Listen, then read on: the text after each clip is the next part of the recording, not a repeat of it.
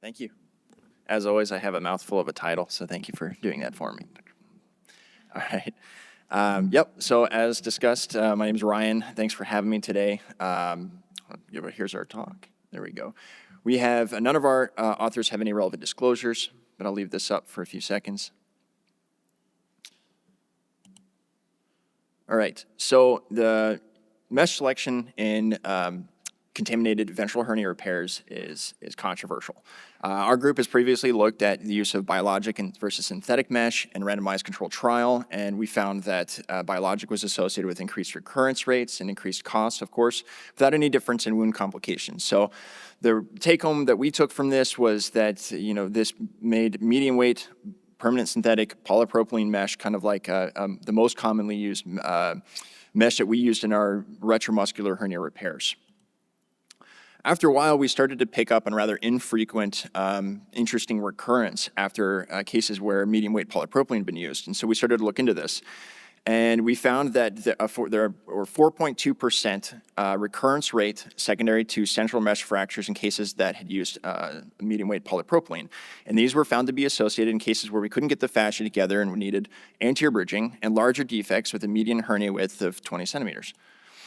So our logical next thought of thinking is, well, let's just use heavyweight mesh. And in fact, the research out there suggests that heavyweight polypropylene might serve as a suitable alternative to medium weight.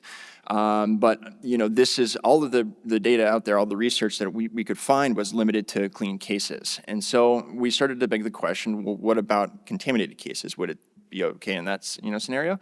And then another limitation is, at least at the time of this analysis, we have limited size offerings of heavyweight polypropylene mesh. So we are limited to 30 by 30 centimeters. So why that's a problem is in these large ventral hernias, we're trying to get adequate mesh overlap, and it might require sewing together multiple sheets of this heavyweight polypropylene for this. And if we're starting to beg the question of, is contamination an issue, what about all this extra foreign material, the suture, the knots? Would we have a higher risk of wound complications in this scenario? So we aim to compare short-term postoperative outcomes between medium weight and heavyweight polypropylene in contaminated cases. So we use the ACH-QC, a nationwide registry, if anybody isn't aware of prospectively collected data. At the time of this analysis, we had 476 participating surgeons and over 126,000 patients. So we did a query looking at open retromuscular hernia repairs between the time period of 2014 to 2023, non-emergent cases in which heavyweight or medium weight mesh was used in a CDC class or 2 or 3 surgery.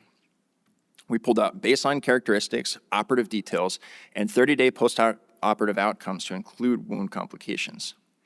Now, with this data, we did 2 different analyses. First, we looked at all of the medium-weight polypropylene and all of the heavyweight polypropylene cases, and we did a 3-to-1 propensity score match.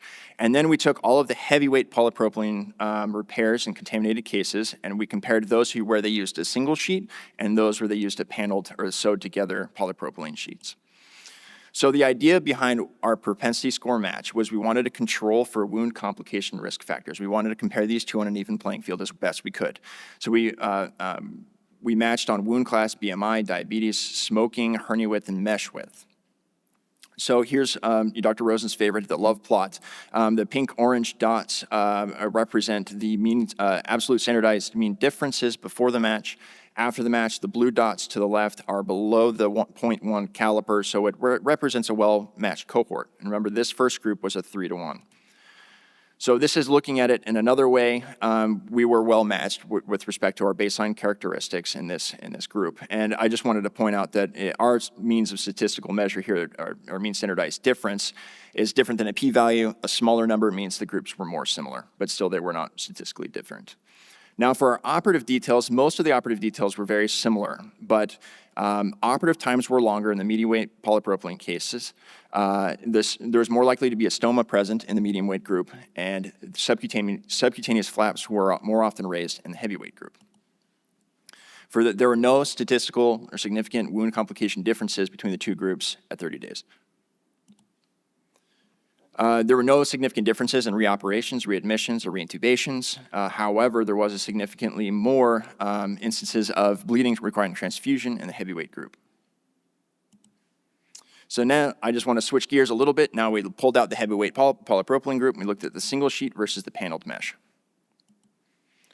We matched on all the same characteristics except for, of course, mesh width. And this is a 1-to-1 propensity score match. And we had a good matching cohort. There are no significant differences,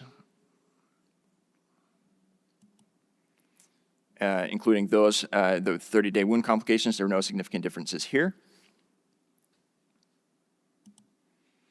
And the other postoperative 30-day outcomes were similar between the two groups. So overall, this retrospective study, I think, is picking up on a signal that heavyweight polypropylene mesh may serve as a suitable alternative to medium weight in contaminated cases, and that the paneled mesh was not associated with an increased short-term wound morbidity in this setting. But of course, we need a larger population, we need longer-term follow-up, and of course, we always love randomized data. So thank you.